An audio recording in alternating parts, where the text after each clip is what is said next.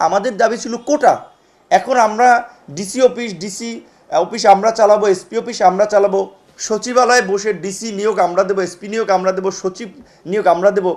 এটা বোধহয় অতি বাড়াবাড়ি এবং এটা অনাকাঙ্ক্ষিত একটা পরিস্থিতি তৈরি করবে, যেটা কারোই কাম্য নয়। আমি মনে করি তাদেরকে তাদের ক্যাম্পাসে এখন শিক্ষাঙ্গনে শিক্ষা কার্যক্রমে ফিরে যাওয়া উচিত। আর এখানে এখন যেটা বিভিন্ন জায়গায় যে মব জাস্টিস চলছে, যে আপনার দেখা যায় কেউ ছাত্র না, আবার 2-4 জন ছাত্র, একজন ছাত্র নেতা তার সাথে 40-50 জন ধরে নিয়ে একটা প্রতিষ্ঠানে যে ম্যানেজার তাকে বলছে আপনাকে পদত্যাগ করতে হবে।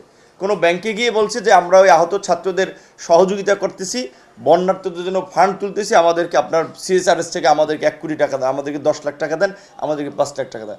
মানে একটা হরিলুট বলতে পারেন, কিছুটা এটা চলছে। এখন কে করছে, কোথায় করছে, কে কার দায় নিচ্ছে, সেটা কেউ নিতে চাচ্ছে না কোথাও। এটা কেন হচ্ছে?